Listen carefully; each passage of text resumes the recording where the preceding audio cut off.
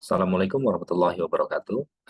Selamat datang kembali di mata kuliah Rekam Kesehatan Elektronik dan Sistem Informasi Rumah Sakit.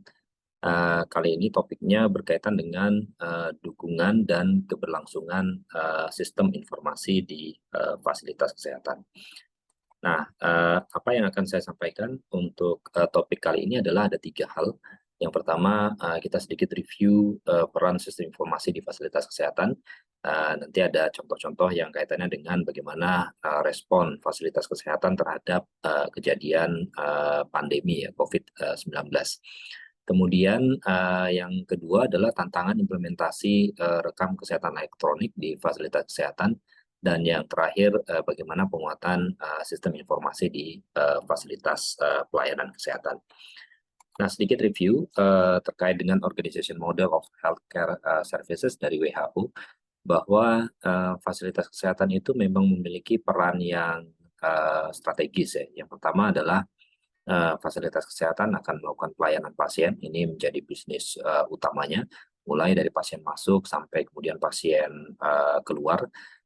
Ada beberapa fitur-fitur yang kalau menurut WHO itu ada banyak hal yang mulai dari pencatatan, lalu kemudian apa namanya reminder atau clinical decision support systems, sampai mekanisme komunikasi antar provider dalam rangka pelayanan pasien.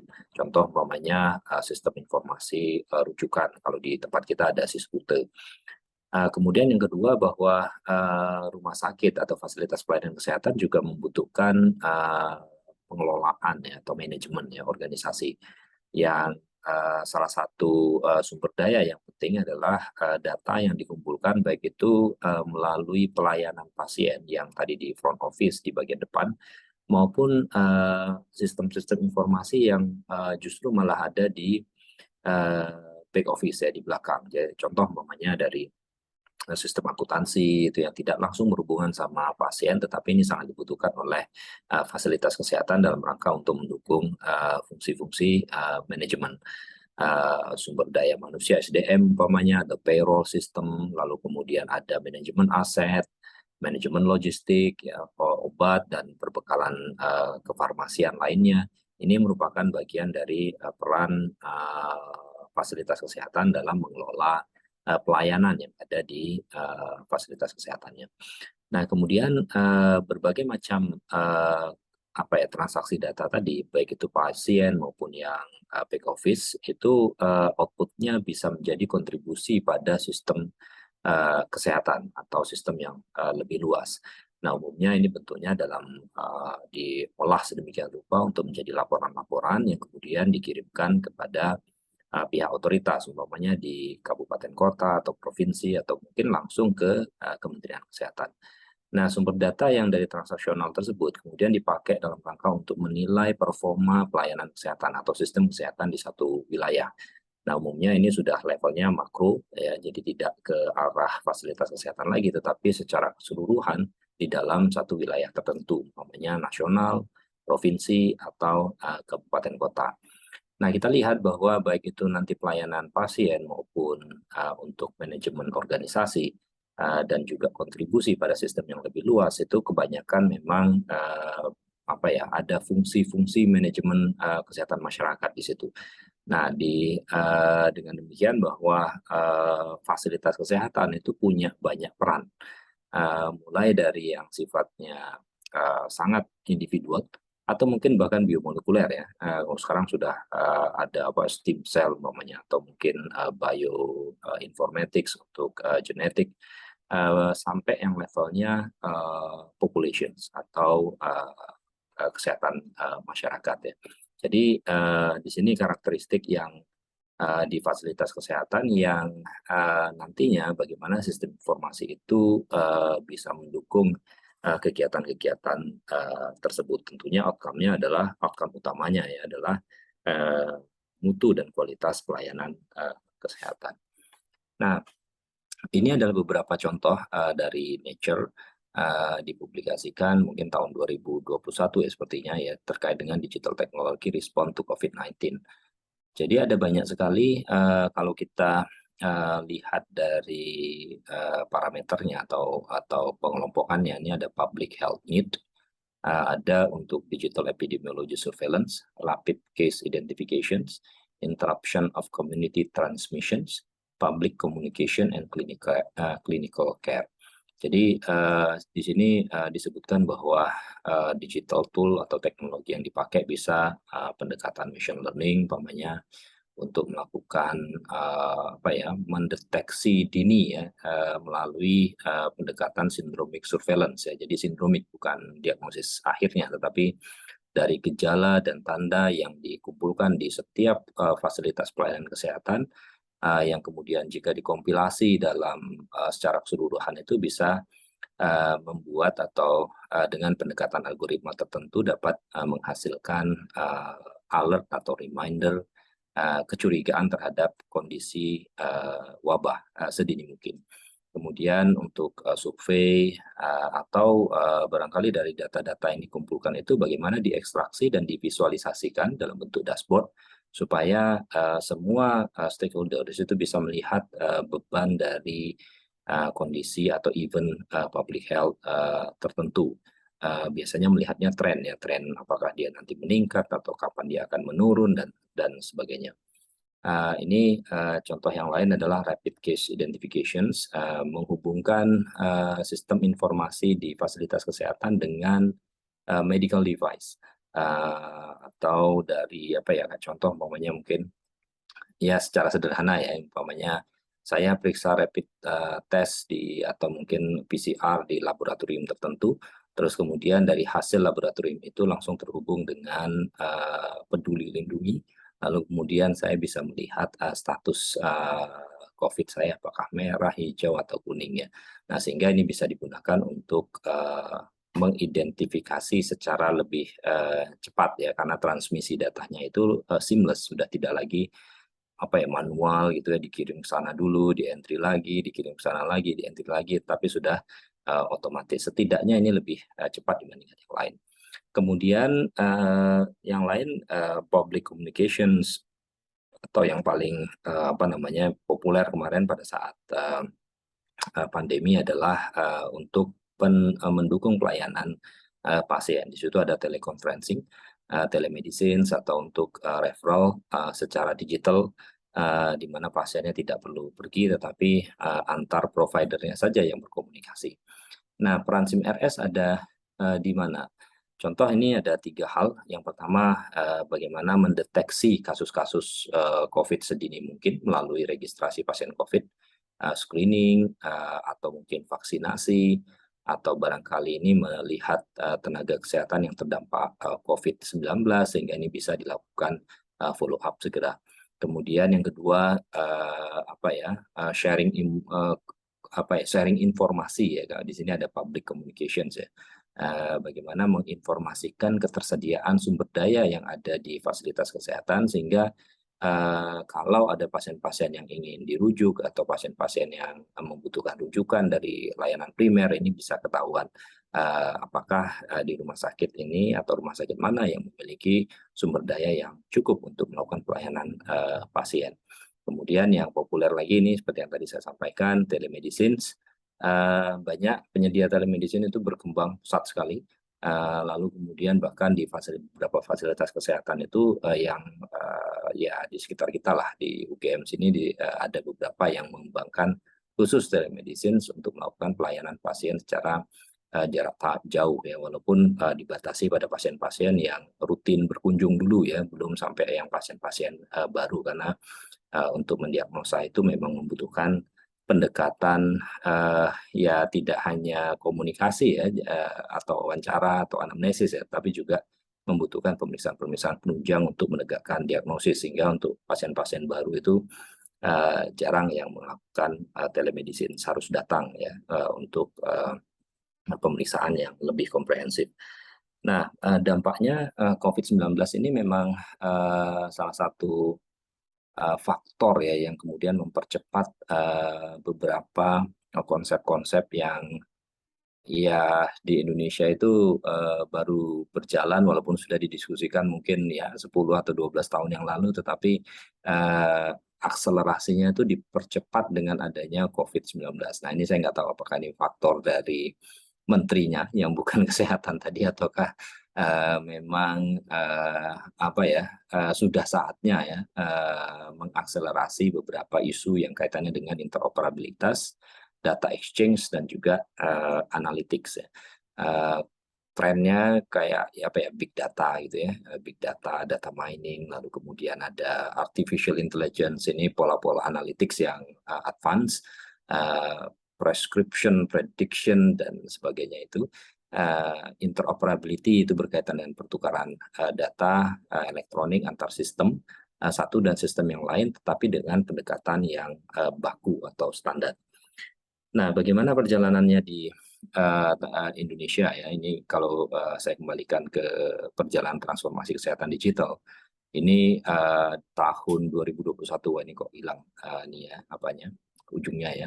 Ada blueprint transformasi digital dikeluarkan akhir tahun 2021.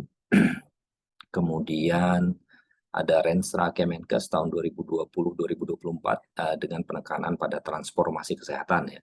Di mana di dalamnya itu ada komponen-komponen digital ya, ada indikator-indikator yang ke arah digital health. Ini sebenarnya pembaruan dari Permenkes sebelumnya tahun 2020, lalu kemudian diperbarui di Permenkes 13 tahun 2022 ya, karena tadi penekanan-penekanan terhadap transformasi digital yang dilakukan oleh Kementerian Kesehatan. Kemudian beberapa waktu lalu barusan launching Satu Sehat, sebuah platform interoperabilitas data kesehatan, dan ini pun juga sudah mulai diuji coba pada skenario-skenario yang kecil ya. Contoh umpamanya di rumah sakit, sekarang saat kita bicara sekarang ini, itu sekarang sedang ada uji coba di Jawa Timur terkait dengan bagaimana Simpus itu berinteraksi atau berinteroperabilitas melalui platform Satu Sehat. Rumah sakit sudah dicoba dan bahkan sekarang sudah mulai masuk ke program TB. Saya tahu ini program kesehatan ibu dan anak saat ini juga mulai dibuat standar interoperabilitasnya dengan pendekatan apa ya, HL7 Fire ya, banyak diadopsi juga di berbagai negara. Nah, setelah launching Satu Sehat ternyata muncul langsung Permenkes 24 tahun 2022 tentang rekam medis. Kalau dibaca lebih dalam lagi tentang peraturan itu, banyak menekankan pada rekam medis elektronik, pertukaran data elektronik, ya ada keamanan, ada apa namanya, uh, uh, apa ya, hak akses dan seterusnya itu ada di dalam sana. Tetapi kalau kita lihat memang arahnya adalah rekam medis elektronik. Bahkan di situ disebutkan bahwa sampai tanggal 31 Desember 2023 itu semua fasilitas kesehatan harus sudah mengadopsi rekam medis elektronik. Nah, saya kira nanti ada hari Kamis kalau tidak salah kan ada seminar terkait apa ya, transformasi digital Permenkes tentang rekam medis. Mungkin kalau Bapak Ibu ada yang tertarik untuk mengikuti, silakan ya. Kemudian yang lain lagi adalah Permenkes yang hampir waktunya bersamaan juga di tahun 2022. Ini ada penyelenggaraan satu data bidang kesehatan. Nah, kita tahu ada peraturan presiden ya saya lupa tahun 2019 nomornya saya lupa, tentang kebijakan satu data. Nah, yang jadi prioritas satu data waktu itu adalah sepemahaman saya ini ada sektor pendidikan, sektor apa lagi ya, saya lupa, fintech mungkin ya saya lupa. Lalu kemudian yang salah satunya adalah sektor kesehatan. Nah, ini yang kemudian diterjemahkan menjadi Permenkes 18 tahun 2022 tentang penyelenggaraan satu data yang terkait dengan bidang kesehatan. Detailnya saya belum baca, tetapi isunya adalah bagaimana apa namanya ya, data-data kesehatan yang terfragmentasi di banyak program, di banyak mungkin tempat itu ya, baik itu level nasional maupun level yang subnasional, itu bisa dijadikan satu kesatuan yang utuh, dan ini sehingga utilisasinya jauh lebih banyak ya dan bisa dihubungkan satu dengan yang lain. Nah, seperti yang saya sampaikan tadi bahwa uji coba interoperabilitas atau transformasi kesehatan digital itu sudah dilakukan di beberapa tempat.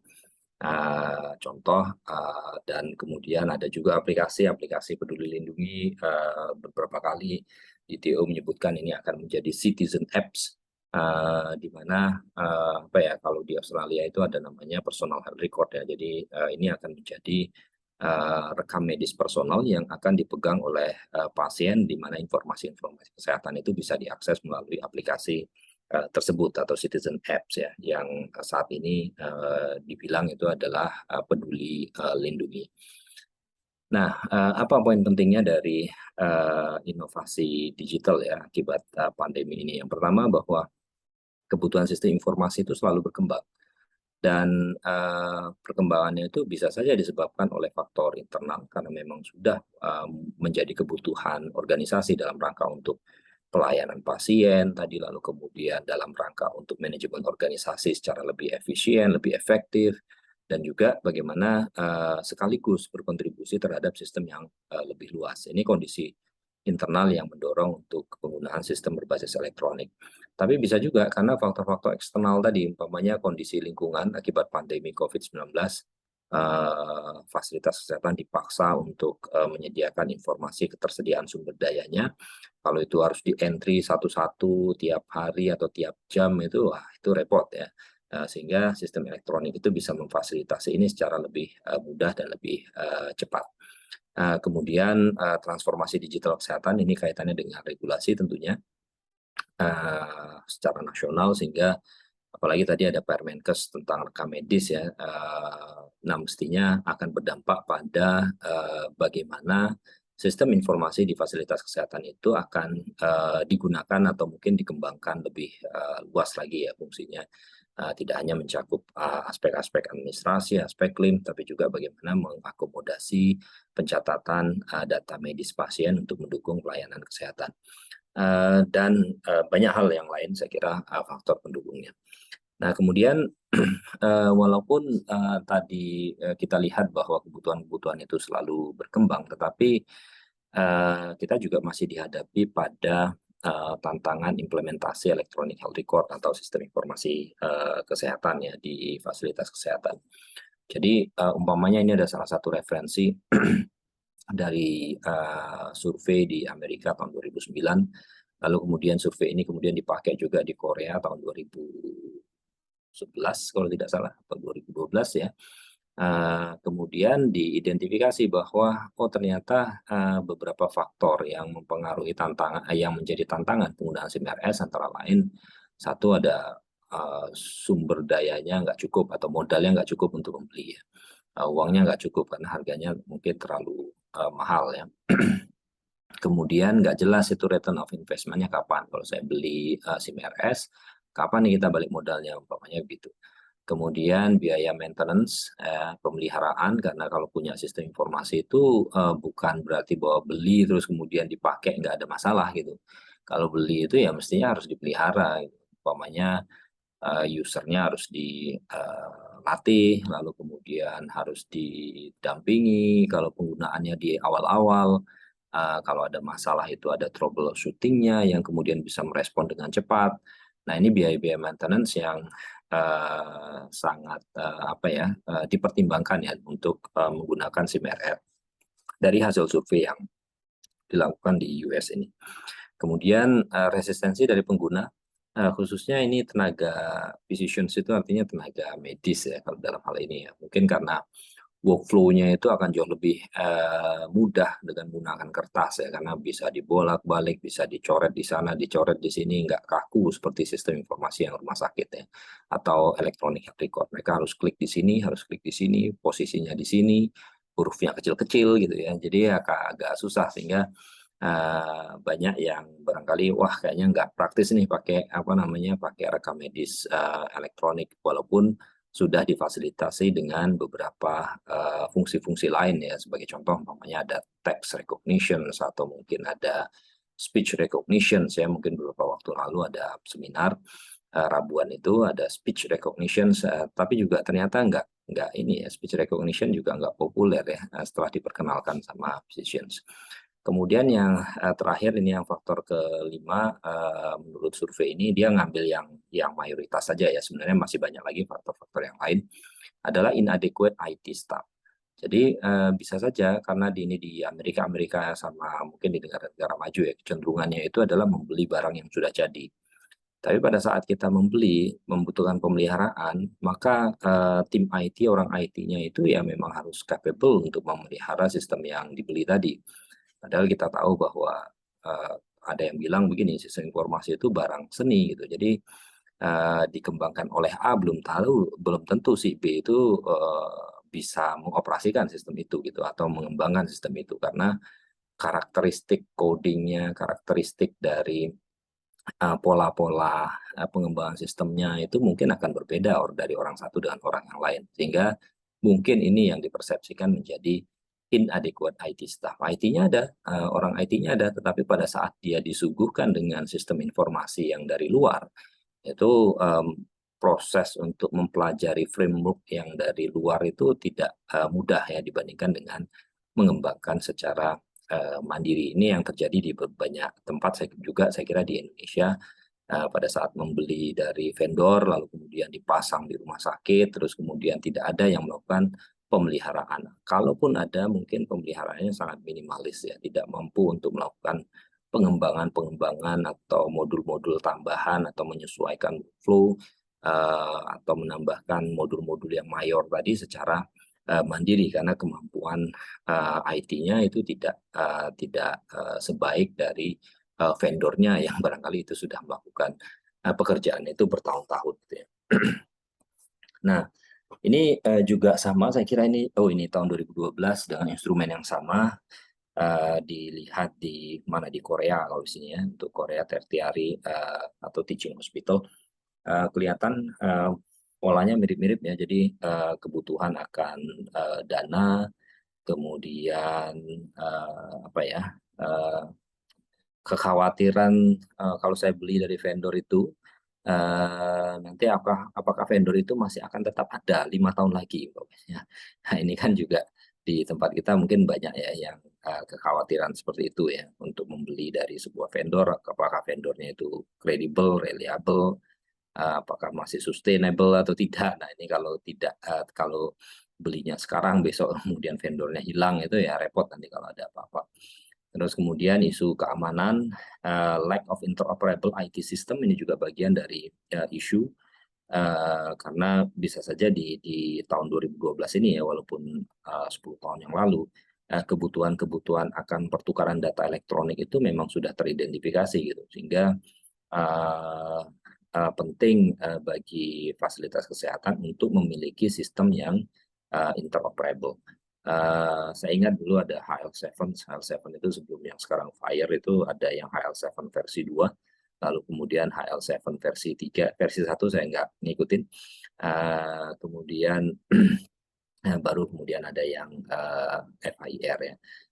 Dulu HL7 dipakai banyak untuk menghubungkan antara sistem informasi atau electronic health record dengan laboratory information system umpamanya. Jadi banyak dipakai untuk hal-hal itu. Lalu kemudian berkembang. Dan kita pun juga ya saya kira tadi dengan adanya COVID-19 sangat dibutuhkan untuk interoperabilitas antar sistem. Saya jadi ingat dulu kita waktu tahun 2021 melakukan penelitian di Yogyakarta terkait dengan pencatatan data kasus COVID ya di fasilitas pelayanan kesehatan terutama di puskesmas. Kita menemukan bahwa hampir setiap level organisasi itu menyediakan sistem untuk pencatatan COVID. Mulai dari Kemenkes ada NAR waktu itu ya. Lalu kemudian sekarang nggak tahu nih berubah jadi apa. Lalu kemudian ada di level provinsi, ada CMS waktu itu. Kemudian di level kabupaten ada sendiri. Belum lagi di level fasilitas kesehatan ada juga electronic health record-nya atau PCare atau pakai Simpus ya. Tapi ada juga yang masih menggunakan pakai Google Drive atau Google Sheet gitu ya. Wah ini kan pencatatannya satu pasien itu dicatat di 4 tempat yang berbeda. Bayangkan, padahal petugasnya juga harus melakukan pelayanan kepada pasien COVID yang jumlahnya mungkin semakin lama semakin tinggi waktu itu. Ya kewalahan, jadi sehingga sebagian besar dari sistem informasi yang disediakan itu tidak digunakan secara optimal. Jadi dia hanya memprioritaskan kalau karena dia di kabupaten kota ya, yang kita teliti itu di salah satu kabupaten kota, maka prioritasnya itu adalah yang disediakan oleh Dinas Kesehatan Kabupaten Kota atau pemerintah daerahnya. Yang punyanya provinsi, punyanya pusat, terus pokoknya diabaikan dulu. Kenapa? Tenaganya nggak ada gitu, untuk melakukan pengisian data, karena tidak adanya interoperabilitas antar sistem. Jadi pekerjaan jadi inefisien atau duplikasi ya. Burden of works-nya jadi meningkat gara-gara orang dibebani untuk melakukan pencatatan, padahal beban hidupnya sendiri aja sudah susah gitu, apalagi mau ditambah mencatat di 3 tempat atau 4 tempat yang berbeda. Nah, di Jepang ini juga saya kira sama polanya, kira-kira kalau kita lihat sini ada biaya, lalu kemudian ada apa ya, interupsi terhadap workflow atau praktek-praktek yang biasa dilakukan, sehingga muncul resistensi penggunaan sistem dari penggunanya. Baik itu penggunanya tenaga medis maupun tenaga yang paramedis ya, dan prinsipnya adalah ada pola pekerjaan yang terganggu di situ, di mana orang sudah nyaman dengan menggunakan pola-pola yang lama, terus tiba-tiba harus mengganti dengan cara yang baru ya. Terus kemudian ini kurangnya interoperabilitas, inadequate IT staff, saya kira poin-poinnya itu mirip-mirip antara yang di Amerika, terus kemudian di Korea, lalu kemudian di Jepang. Data privacy itu juga sama, saya kira, walaupun posisinya itu tidak sekuat dari yang apa ya tadi ya, decision resistance atau cost ya, orang lebih masih concern terhadap cost, tapi memang data privacy ini menjadi semakin penting ya, semakin menjadi pertimbangan ya dalam menggunakan sistem informasi ya di fasilitas kesehatan, apalagi data kesehatan itu kan mayoritas adalah data yang sensitif ya, sehingga ini penting juga untuk apa namanya ya, dikelola dengan baik. Nah, poin pentingnya kalau di sini adalah ada beberapa faktornya, 1, 2, 3, 4, 5, 6 ya.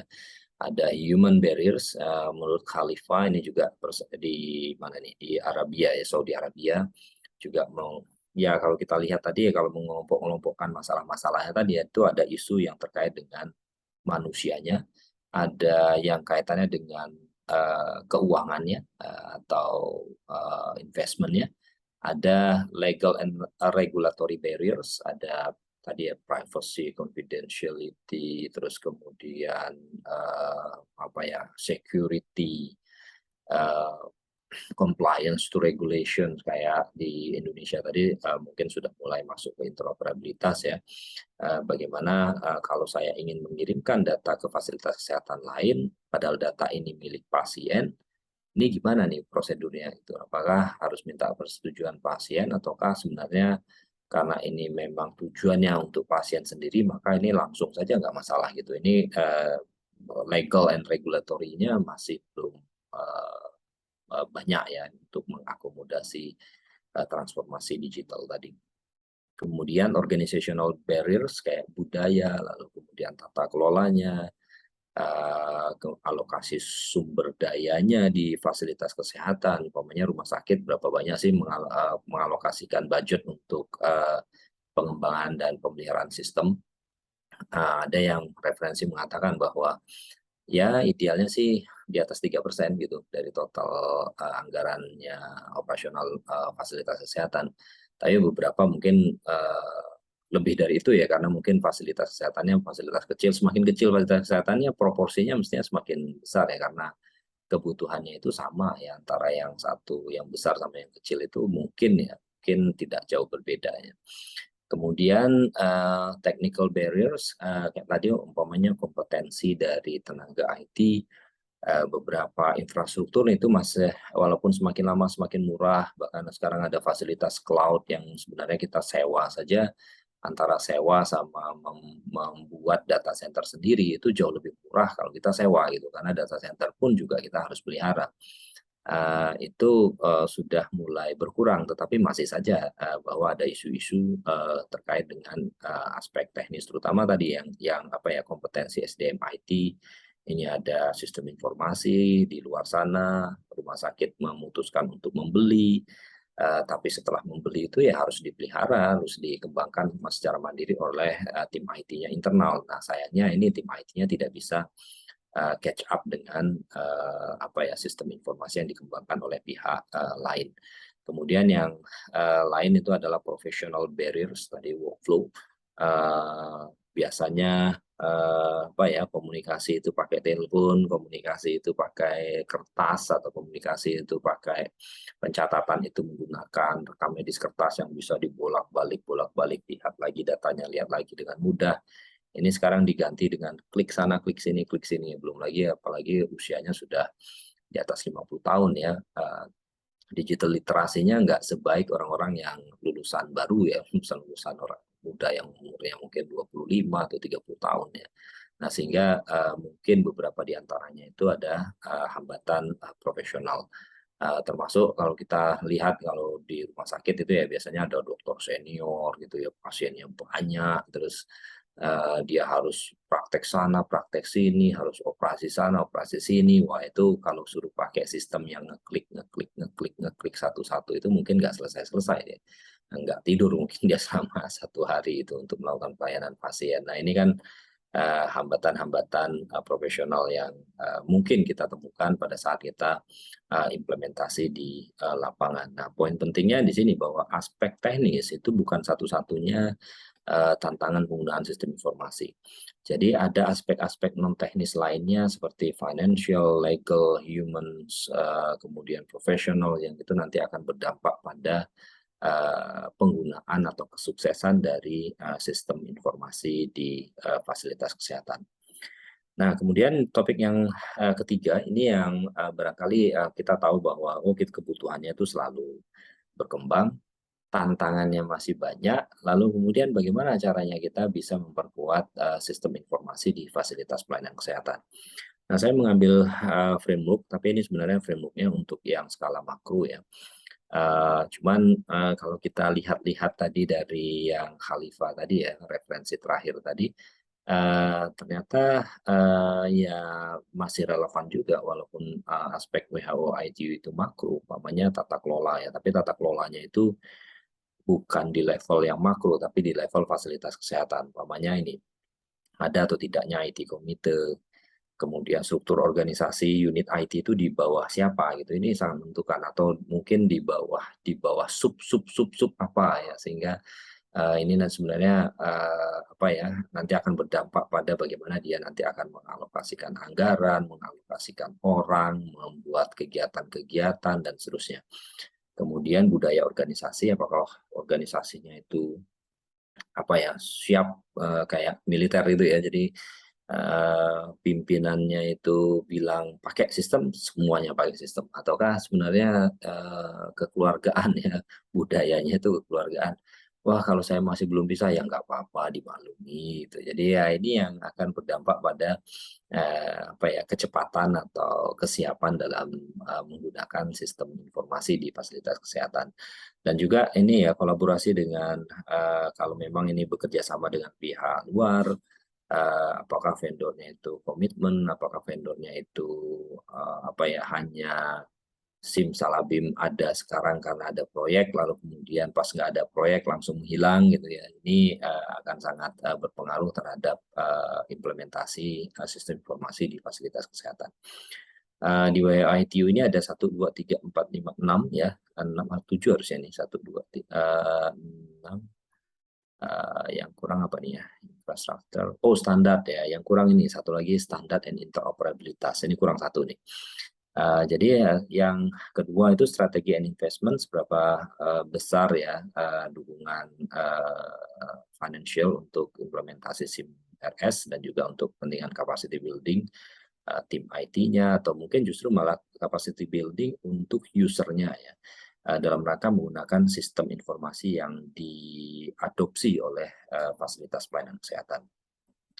Service and application, kalau kita lihat di satu rumah sakit yang besar ya, itu kadang-kadang aplikasinya itu bisa kombinasi ya, entah itu dibuat sendiri, entah itu kerja sama-sama vendor, dan mungkin kerja sama-sama vendor tidak hanya satu vendor, ada 2 atau 3 atau 4 vendor, ada LAS, PAC system, umpamanya ada farmasi atau robotik farmasi itu yang kemungkinan akan mempengaruhi bagaimana aplikasi itu nanti digunakan secara efektif dan efisien. Nah, salah satunya adalah interoperabilitas ya, atau IMR ya, konsep IMR, Electronic Medical Record, interoperabilitas internal organisasi. Contoh skenario-nya umpamanya, pasien datang di bagian pendaftaran menggunakan SIM RS ya, yang dibuat secara mandiri oleh rumah sakit. Kemudian pasien itu masuk ke poliklinik, dari poliklinik itu ternyata pasien itu ada order pemeriksaan penunjang, dimasukkan oleh dokternya secara elektronik ordernya itu, lalu kemudian ordernya itu ke laboratorium. Nah, laboratorium sudah punya LAS ya, sudah punya sistem LAS sendiri. Tapi supaya efektif, ini data-data permintaan oleh dokter tadi itu langsung dikirimkan ke sistem LAS. Sistem LAS menerimanya, melakukan konfirmasi, lalu kemudian melakukan pemeriksaan dan seterusnya, proses-proses pemeriksaan laboratorium.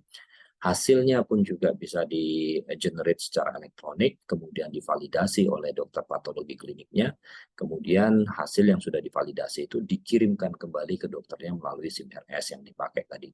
Dan pertukaran datanya ini secara elektronik tentunya ya, bukan ngirim kertas lagi ya, atau apalagi ngirim Excel ya. Jadi ini yang tadi isu yang hilang di dalam e-health framework tadi adalah penggunaan standar dan interoperabilitas. Jadi standarnya itu konten datanya, interoperabilitas itu adalah framework pertukaran datanya. Jadi bukan algoritma ya, protokol pertukaran datanya antara satu sistem dengan yang sistem yang lain. Banyak menggunakan API, menggunakan format JSON, strukturnya itu menggunakan FHIR, umpamanya. Nah, itu protokol-protokol interoperabilitas yang umumnya digunakan untuk memfasilitasi pertukaran data elektronik. Kemudian tentunya butuh infrastruktur, ada hardware, ada sistem infrastruktur ini ya, jaringan, lalu kemudian ada data center, bisa jadi ya, karena di fasilitas kesehatan yang besar itu umumnya punya data center sendiri-sendiri.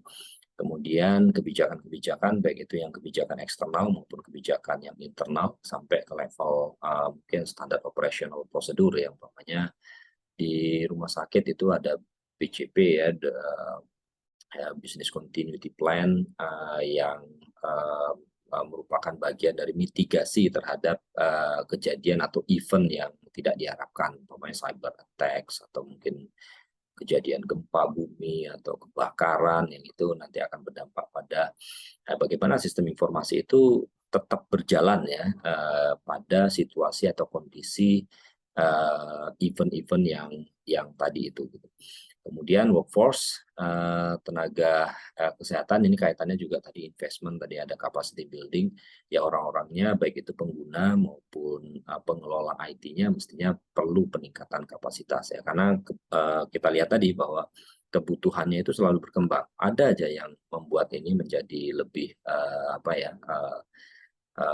lebih digunakan ya sistemnya ya, ada COVID-19, lalu kemudian ada transformasi digital yang mestinya kita harus mengikuti ya perkembangan-perkembangan itu supaya nanti sistem informasi yang ada di fasilitas kesehatan itu bisa langsung comply dengan regulasi ataupun aturan-aturan yang ada di luar sana ya, di luar lingkungannya pihak-pihak eksternal. Nah, ini ada satu framework juga yang dari Lau et al, Impact of Electronic Medical Record on Physician Practice in Office Setting, tahun 2012 sebenarnya, tetapi kenapa saya senang dengan framework ini, karena dia menunjukkan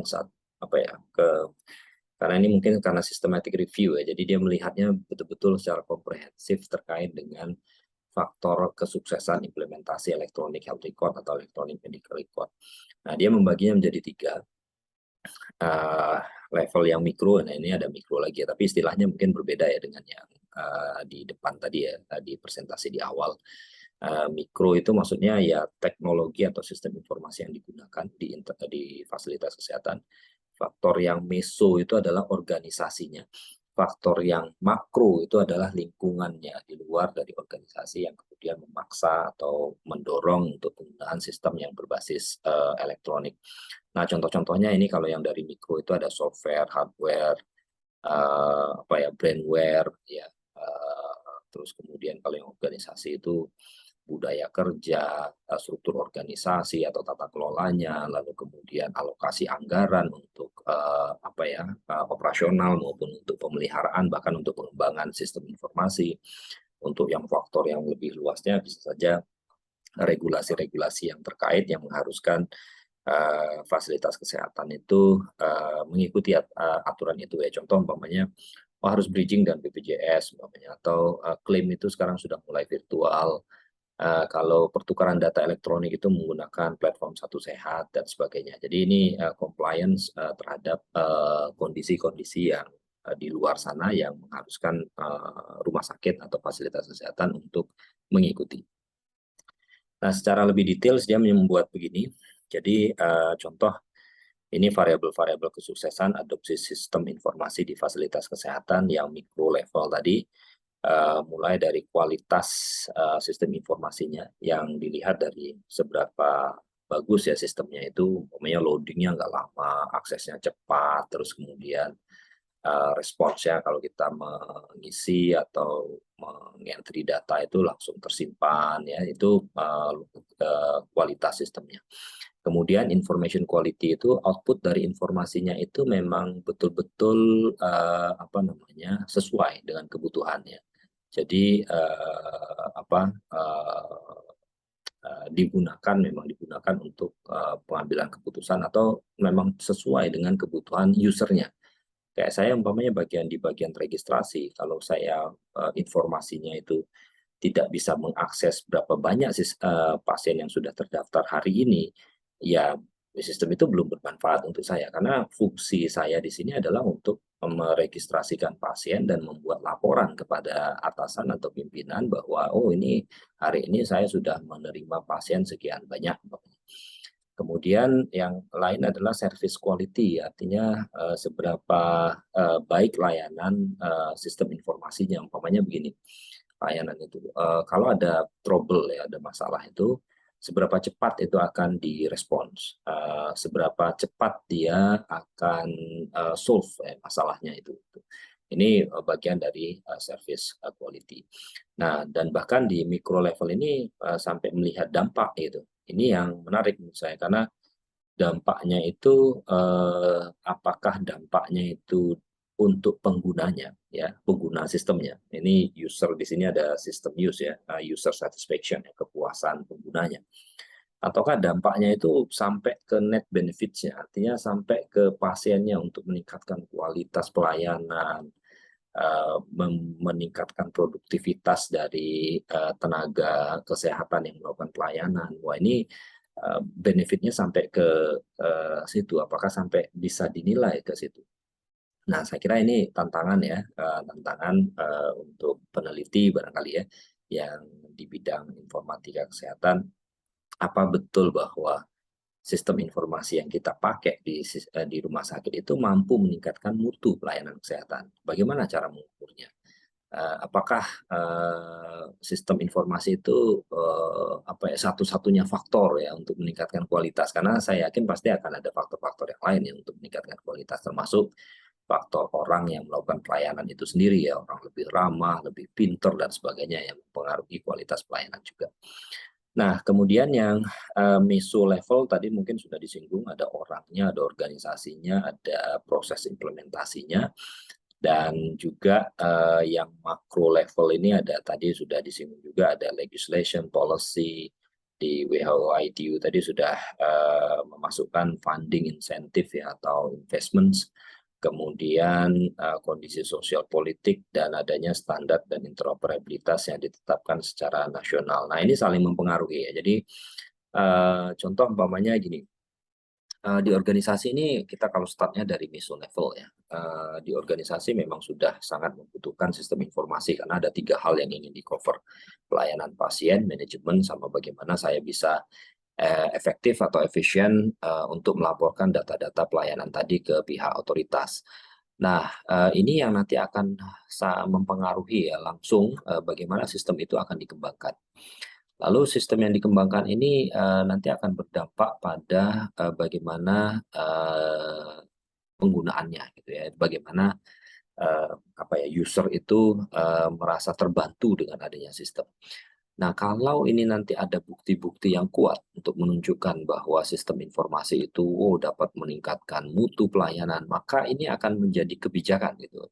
Ada banyak banyak bukti-bukti yang menunjukkan bahwa ternyata sistem informasi rumah sakit atau fasilitas kesehatan itu mampu meningkatkan mutu, mampu meningkatkan kepuasan pasien, mampu menurunkan waktu tunggu pasien. Sehingga apa namanya? Atau mungkin ada fitur-fitur tertentu yang sangat dipersepsikan bermanfaat sekali gitu bagi pasien maupun penggunanya. Nah, sehingga ini akan menjadi pertimbangan dalam rangka untuk mengembangkan kebijakan bahwa oke, nanti dengan adanya bukti-bukti ini maka ada kebijakan bahwa modul minimal dari sistem informasi rumah sakit atau electronic health record yang harus ada di fasilitas kesehatan adalah A, B, C, D, E. Karena ini sudah terbukti mendukung A, mendukung B, mendukung C, mendukung E, dan seterusnya, dan seterusnya. Nah, adanya legislation policy atau ada kebijakan-kebijakan yang baru, ini nanti akan berdampak pada organisasi gitu. Akan mempengaruhi organisasi bagaimana dia nanti akan membuat strategi untuk compliance terhadap regulasi tadi. Nah, ini kayak semacam apa ya? Kayak apa ya? Siklus itu ya. Jadi apa yang dibutuhkan organisasi akan diterjemahkan menjadi sistem. Dari sistem ini jika terbukti ini bermanfaat akan menjadi kebijakan. Dari kebijakan itu nanti akan berdampak lagi pada organisasi-organisasi yang lain untuk mengikuti dan seterusnya dan seterusnya. Jadi ini saling apa ya, faktor-faktor yang menurut si Lau ini adalah mikro, makro, dan juga meso. Ini sebenarnya satu kesatuan yang utuh yang saling mempengaruhi satu sama lainnya, yang dimana kita nggak bisa nih mau mulai dari mana itu nggak bisa, karena semuanya mungkin bisa saja berjalannya paralel ya, bersamaan gitu.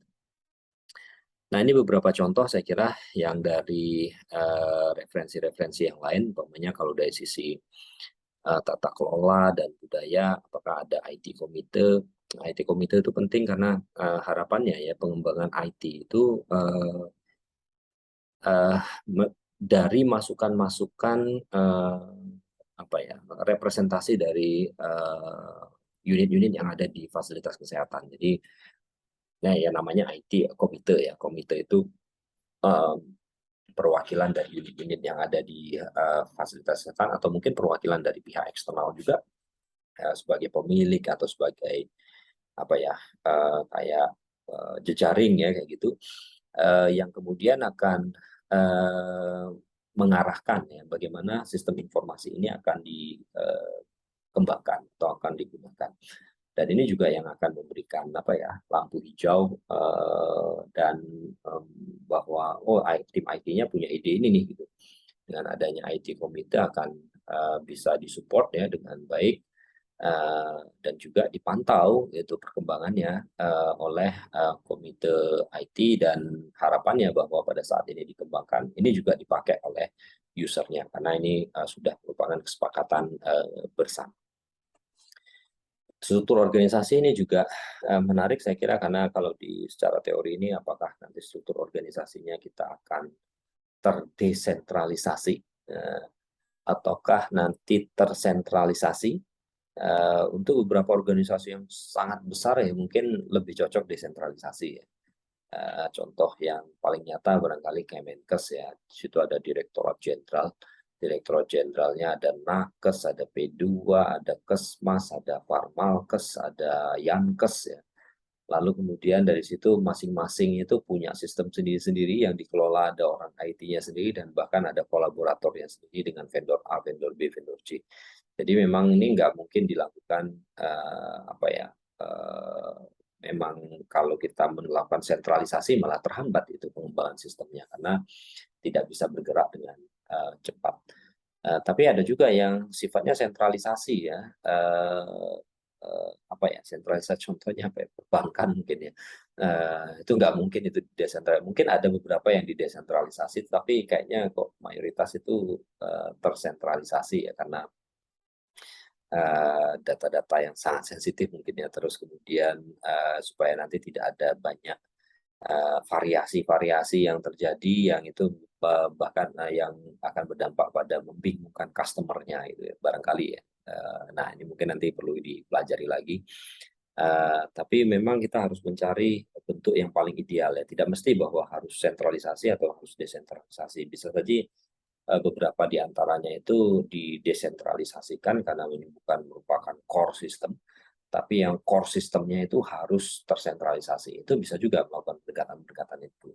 Yang penting prinsipnya adalah ya pengelolaannya itu harus seefektif dan seefisien mungkin ya, yang dampaknya itu bisa diukur juga.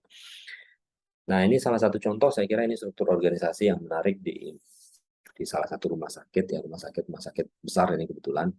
Jadi unit IT-nya itu di bawah operasional ya, direktur operasional. Di situ ada yang mengurusi administrasi dan logistik, tetapi ada juga yang fungsional. Fungsionalnya itu kalau dia dibagi 3 ya, kalau kayak dilihat dari sini ya. Sorry, kok 3, 5 ya. Jadi divisi data center ini mungkin yang mengatur server dan jaringannya.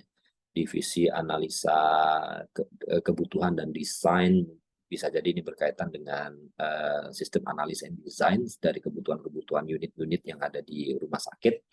Divisi pengembangan dari kalau umpamanya sudah ada analisa kebutuhannya sudah detail, baru kemudian ini diserahkan ke divisi pengembangan. Pengembangannya nanti akan mengembangkan sistem. Dari sistem yang sudah dikembangkan itu nanti akan diimplementasikan di lapangan. Ada divisi implementator yang itu melakukan pendampingan, pelatihan dulu, kemudian lalu melakukan troubleshooting mungkin, umpamanya kalau ada masalah-masalah tertentu dia langsung merespon dan seterusnya.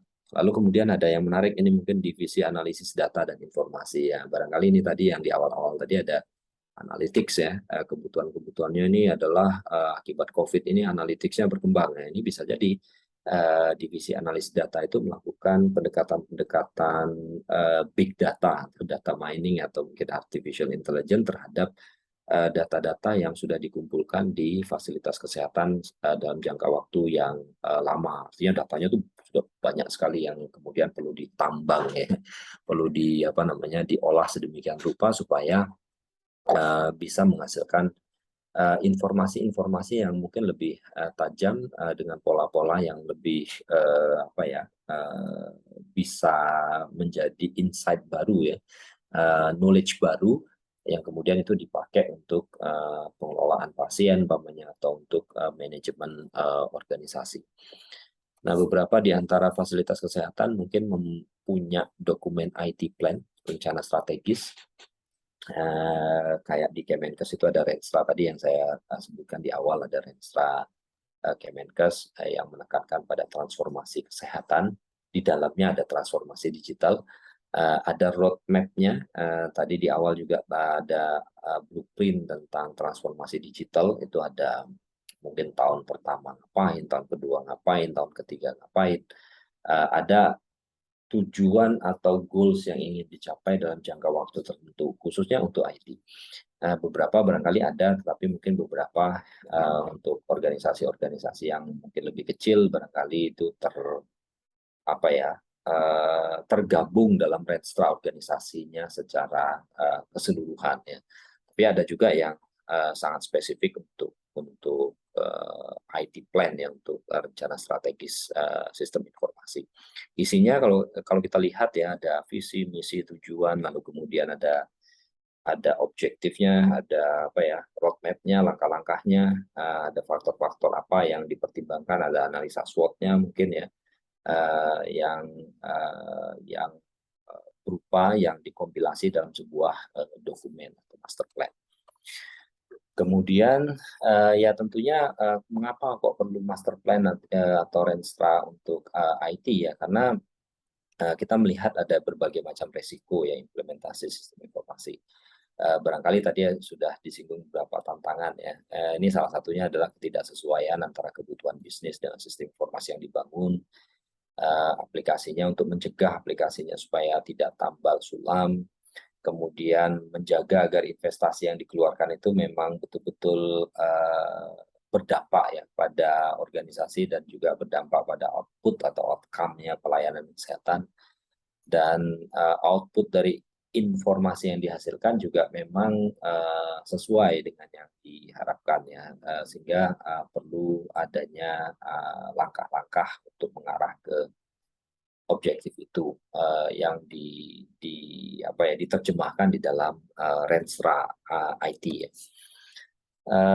Untuk aplikasi dan standar data, kalau di sisi aplikasi kita ada barangkali ya, ada outsource, ada in-house, ada mix. Outsourcing itu atau beli ya, biasa beli atau KSO ya strateginya mungkin lebih cepat ya, karena kita membeli barang yang sudah jadi, apalagi kalau kita pakai merek-merek terkenal gitu ya. Jadi ini barangkali lebih lebih lebih matang ya aplikasinya, tapi dampaknya memang kelemahannya adalah bisa saja aplikasi itu mahal ya. Kalau mau dimodifikasi susah karena terkunci ya. Kalau mau modifikasi harus panggil vendornya untuk menambahkan fitur-fitur tertentu dan mungkin ada biayanya juga gitu. Ada yang mungkin mengembangkan secara mandiri, ini barangkali keunggulannya adalah sesuai dengan proses bisnis yang ada di organisasi, apalagi yang mengembangkan itu sudah sudah lama ya di fasilitas kesehatan dan sudah tahu bagaimana proses bisnisnya secara detail, itu akan jauh lebih sesuai. Cuman konsekuensinya barangkali bisa saja lama ya, apalagi kalau budget yang dialokasikan itu nggak banyak, itu orang-orang yang disediakan untuk pengembangan sistem itu cuma sedikit, itu ya gimana mau cepat gitu ya, mungkin akan lama ya. Atau bisa kombinasi ya keduanya, ada beberapa yang barangkali tadi yang seperti yang saya ceritakan di rumah sakit atau di fasilitas kesehatan yang besar itu bisa saja kombinasi ya, bahwa untuk pak sistemnya ya beli dengan A, LAS-nya beli dengan B. Jadi fokusnya di fasilitas kesehatan itu adalah bagaimana melakukan interoperabilitas antar sistem yang pastinya akan menggunakan standar tertentu ya.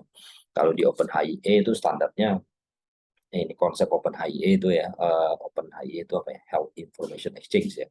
Ini satu framework yang dia usulkan untuk memfasilitasi interoperabilitas antar sistem. Nah, kalau kita lihat di sini ada 3 layers. Layer yang paling bawah itu aplikasi-aplikasinya, dan aplikasi ini bisa saja ada di layanan primer, di layanan sekunder, ada di dokter praktek mandiri, ada di laboratorium klinik, ada di farmasi, yang kalau dia ingin bertukar data, umpamanya untuk rujukan ya, atau mungkin ada order pemeriksaan penunjang ke laboratorium di luar ya, itu ordernya dilakukan secara elektronik, lalu kemudian melalui interoperability layer. Di interoperability layer itu juga diperkuat dengan komponen-komponen ini ya, standar data, unique ID dari pasien, unique ID dari provider, unique ID dari fasilitas kesehatan, unique ID dari list order penunjang medis, yang itu mengikuti standar yang baku.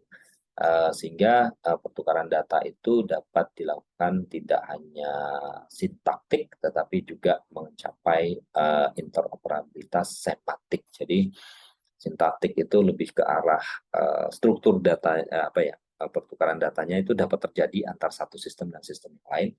Tapi kalau semantik itu selain terjadi, tapi juga diterjemahkan secara sama ya, antara satu sistem dan sistem yang lain. Jangan sampai nanti pada saat kita ngirim data itu, datanya ini pasien X, jenis kelaminnya laki-laki, setelah diterima di sistem B itu diterima pasien namanya X tapi jenis kelaminnya perempuan. Wah, ini kan berarti datanya tertukar, datanya bisa dipertukarkan, tetapi mungkin maknanya berbeda antara satu sistem dengan sistem yang lain, karena tadi ada perbedaan penggunaan standar, kodifikasi, dan seterusnya, yang itu berdampak pada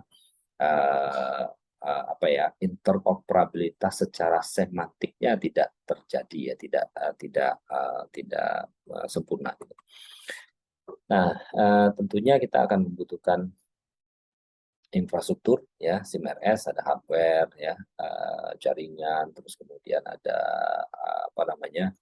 data center ya, ada computer clients, mungkin ada beberapa, kalau sekarang mungkin sudah mulai ada ini ya, wearable device ya, untuk memantau pergerakan bed umpamanya ya, ada RFID umpamanya, atau dan sebagainya. Ada banyak sekali infrastruktur yang untuk mendukung sistem informasi yang barangkali akan apa ya, kalau di sini umpamanya ada rumah sakit punya data center itu harus diatur suhunya, harus di bawah sekian derajat Celcius, lalu kemudian sumber listriknya harus lebih dari satu, agar nanti kalau satu mati ini ada backup-nya dan ada UPS-nya, ini bisa bertahan selama berapa menit gitu ya, untuk antisipasi terhadap terjadinya gangguan listrik ya.